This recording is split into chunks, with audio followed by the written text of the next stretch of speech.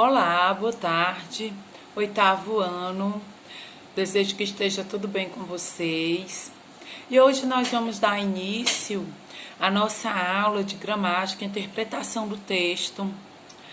Aula passada, nós iniciamos o capítulo 5, que tem como tema a acessibilidade, que é um conceito que vem sendo amplamente discutido na sociedade, que tem uma grande importância, porque ele trata da possibilidade e condição de autonomia para as pessoas com deficiência e pessoas com mobilidade reduzida, para que essas pessoas possam frequentar e utilizar todos os espaços e equipamentos da cidade, como prédios públicos, prédios privados, que possam frequentar parques, praças, escolas, universidades. E é justamente por isso que nós discutimos esse assunto no espaço da escola. Por ser um assunto de alta relevância e de interesse social. Por isso que nós estamos refletindo aqui também, por isso que o nosso material didático traz esse assunto, tá certo?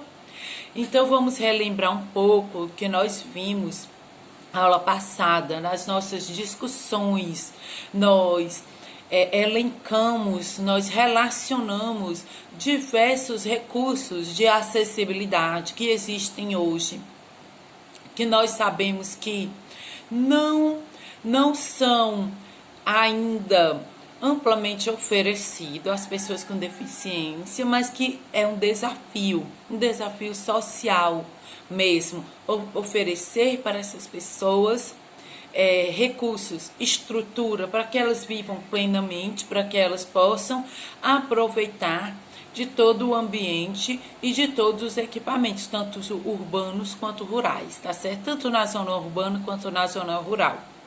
Imagine se na zona urbana existem tantas dificuldades, vocês já devem ter presenciado que não é algo simples uma pessoa cadeirante utilizar o ônibus, né, o transporte público urbano. Alguns lugares elas não conseguem entrar, nem todos os lugares eu vou ter um sinal sonoro nas avenidas, no trânsito, para alertar as pessoas com deficiência visual. Conversamos também sobre a importância do intérprete de Libra nos ambientes, para que as pessoas surdas possam acompanhar de maneira integral os assuntos que são discutidos. Enfim, nós conversamos sobre diversos recursos de acessibilidade, tá certo? Agora, partindo para as nossas tarefas. Ficaram para casa as páginas 41 a 44 do livro didático, para resolução. Nós fizemos a leitura daquele quadrinho, vimos que é um quadrinho bem interessante, que ele não tem nenhum tipo de balão de fala, não é? São quadrinhos que exploram somente as imagens, ou seja, o uso da linguagem não verbal. Ele não utiliza a linguagem verbal, não tem letras, não tem palavras, é só a linguagem não verbal, o uso de imagens, a construção dos personagens, as expressões faciais, o ambiente, que revela toda a história, toda a narrativa para a gente. E essa é uma maneira possível de acompanhar narrativas, principalmente na linguagem HQ, a linguagem das histórias em quadrinhos, que é uma linguagem super utilizada. Nós sempre vamos utilizar, não só no oitavo ano, mas nos anos seguintes, certo? Os livros didáticos exploram muito as tiras cômicas, as histórias em quadrinho, certo? Os vestibulares também. Eu sei que nós somos bem jovens e ainda estamos no oitavo ano, mas nós temos que ter o nosso olhar voltado para o futuro. E os vestibulares também, os concursos, eles sempre utilizam as histórias em quadrinhos, as tiras cômicas, e é por isso que sempre estamos encontrando com essa linguagem nos livros didáticos. E E como eu falei, para casa ficará as páginas 41 a 44. Não é possível nós fazermos uma correção minuciosa, questão por questão, agora nesse momento. Como que eu pensei de maneira bem prática para que nós possamos fazer essa correção? Foi preparado um arquivo, ele está no grupo de vocês do WhatsApp. Esse arquivo tem todas as respostas. Tem todas as respostas para que vocês possam conferir as respostas de vocês. Professora, tem que ser exatamente iguais às respostas? Não. O que eu estou sempre conversando com vocês em sala de aula? Essas respostas não precisam ser exatamente iguais à minha.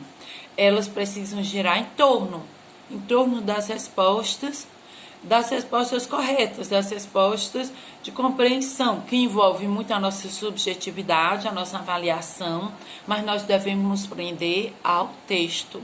Não é só a minha opinião em si, é o que está lá no texto, que está revelado, exposto, explícito e implícito no texto, tá certo? Então, é da primeira à nona questão, e esse arquivo você pode conferir, comparar suas respostas. Pode ter alguma questão que você não fez, aí você faz de acordo com o que está colocado. Alguns comentários que nós vamos fazer sobre essas questões. A correção, ela explora muito o tema da acessibilidade, não é? Os personagens, eles estão ali, eles começam brigando, o Cascão e o Cebolinha, uma discussão, porque encontram algumas tábuas e um quer preparar um brinquedo, o outro personagem quer preparar outro e tem dificuldade para se entender. Quando eles percebem a necessidade do colega deles, do Lucas, eles percebem a necessidade do Luca, que é cadeirante e está tentando chegar em uma calçada e não consegue, porque ele encontra uma barreira. E aí, nesse momento, os dois personagens decidem de maneira, vamos dizer assim, coletiva, que eles devem usar as tábuas para preparar um acesso, construir um acesso para o Luca. E conclui a história de maneira feliz, os três, porque de maneira unida, utilizando o raciocínio, a inteligência que eles têm, utilizaram aqueles materiais para preparar um acesso, oferecer acessibilidade ao colega deles. Olha que maravilhoso, certo? Então, vocês vão responder as questões sempre atentos à organização textual dessas questões. Letras maiúsculas no início das frases, respostas, tá certo? Atenção para a acentuação das palavras, ok? Uso das pontuações, certo? Vocês vão estudar também, nesse exercício, a questão das expressões faciais dos personagens. É um exercício bem interessante, que explora bastante a linguagem HQ, a linguagem das histórias em quadrinhos, certo? E explora o tema acessibilidade, que é trabalhado no capítulo 5, que está sendo trabalhado no capítulo 5, tá bom? Para orientar a atividade de casa, que eu vou deixar com vocês, página 45 e 46, tá certo? Na página 45 você vai encontrar um texto também na linguagem HQ, tá certo? Você vai fazer a leitura desse texto.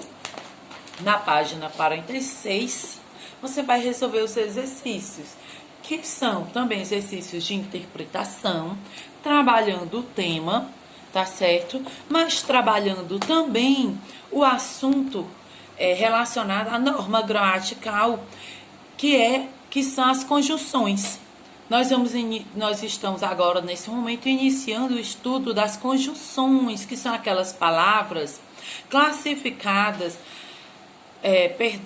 classificadas, que são aquelas palavras que são utilizadas para unir, ligar as orações, termos termos das orações ou ligar duas ou mais orações.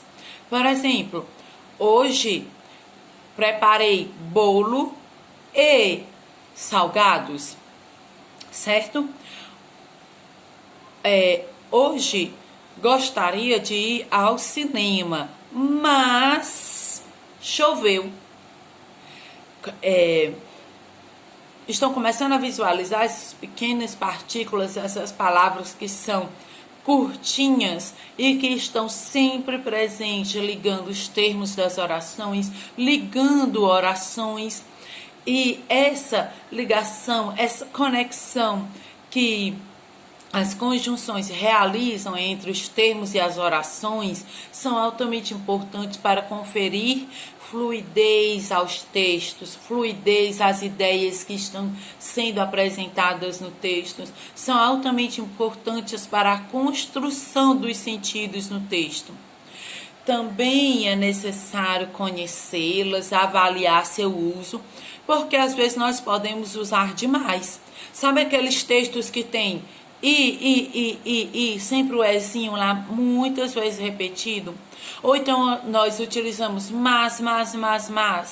Para. Nós temos que ter cuidado com esses excessos e avaliar de maneira cuidadosa o uso das conjunções. Mas nós estamos apenas iniciando o estudo dessa classe gramatical, tá certo? Então, com o exercício da página 46, com a leitura do texto da página 45 e o exercício da página 46, vocês começarão a visualizar bem como deve ser o uso das conjunções, como elas são utilizadas em suas mais variadas formas, certo? E na próxima aula nós fazemos a correção desse exercício e aprofundamos mais o estudo das conjunções, tá certo? E treinamos a utilização nos textos. Tem um exemplo na página 46 que vocês irão visualizar, que diz assim, ó: conheci essa turma e esse esporte. O ezinho, conjunção, ele é o mais utilizado, é o que mais faz parte de nossas vidas, da nossa comunicação. É só a partir desse momento também vocês começarem a observar como que eu utilizo o i, como que eu utilizo o mas, um porém, um contudo, um todavia, um no entanto, e que sentido essas palavras produzem no texto, certo? Mas nós vamos aprofundar esse estudo. Agora é só o início, tá certo?